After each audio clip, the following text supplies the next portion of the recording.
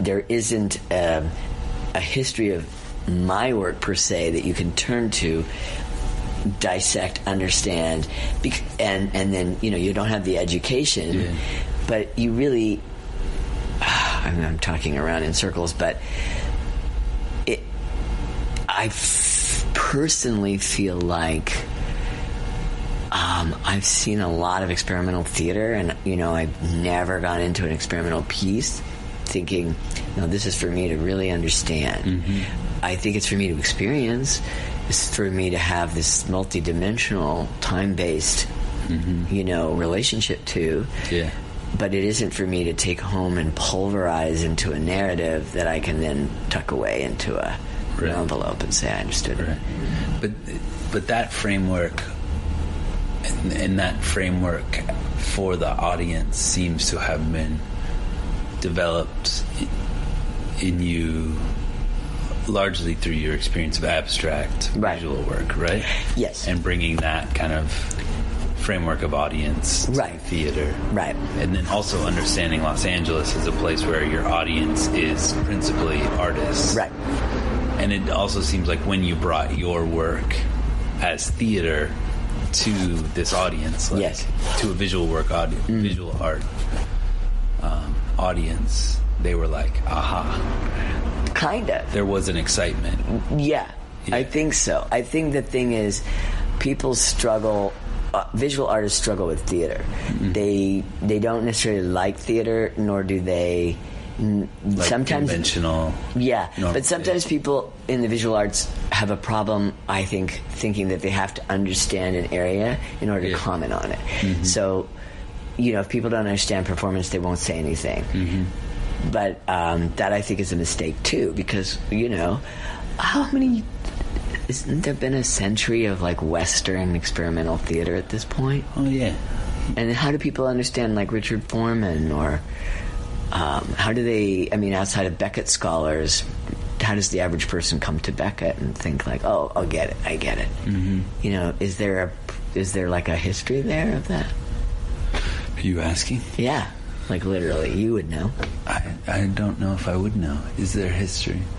Well, I think like Foreman's audience is rather kind of tiny. Mm-hmm. Like there actually is a pretty specific audience, and those people seem to have...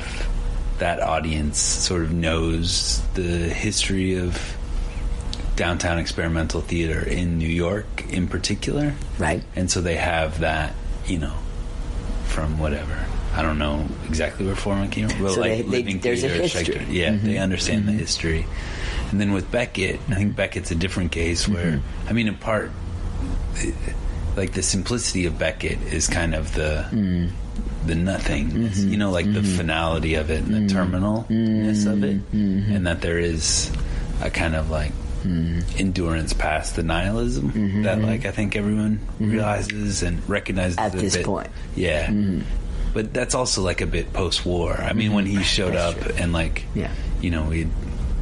we had just dropped the bombs and but I guess what I'm saying is that there's a history, so because something is sort of sui generis supposedly, or it's new, or we haven't experienced it before, there isn't enough history to kind of put it in a context. So for example, I'm not saying anybody's going to remember my work, but let's say, okay, well, we don't know what the context is of the moment we're in, because we're in it. But what would you say would be, I'm curious what you would say would be like the context for understanding your stuff? Well, that's a really interesting question, because like that, the question I think you're asking is like, what's happening in history right now? Yeah. In this moment. Yeah. So if I had to go into the future and look back, I would say the dismantling of the American empire, the kind of corrosion of the empire from within. Yeah. Confusion of values and languages. In other words, we have many different values, and we haven't, as a nation, been able to find a common ground in terms of what we care about. I think there's definitely a kind of XX extreme materialism where people have confused cheap things with acquisition and achievement, or there's some confusion between like a thing and a person, or a thing and a being. Like sentience is, I don't even think really assigned to humans any longer. I think we're coming up on an age, we're anticipating AI being fully integrated into our lives on the one hand, and then people are dying in droves on the other. So we're getting kind of a class distinction of people who will live and people who are ready to die or will unfortunately suffer the fate of death, disease, and dismantling. I think we're in an age where there's a real, like, as far as the art world is concerned, a lot of anger and a lot of sort of a very strong push-pull between extreme capitalist involvement and desire to tear apart the art world, and I think it's probably a very good impulse. Yeah, to tear apart. Yeah. To reinvest in what the arts is supposed to be doing. But right now, everybody's reactionary. So right now, everybody's kind of like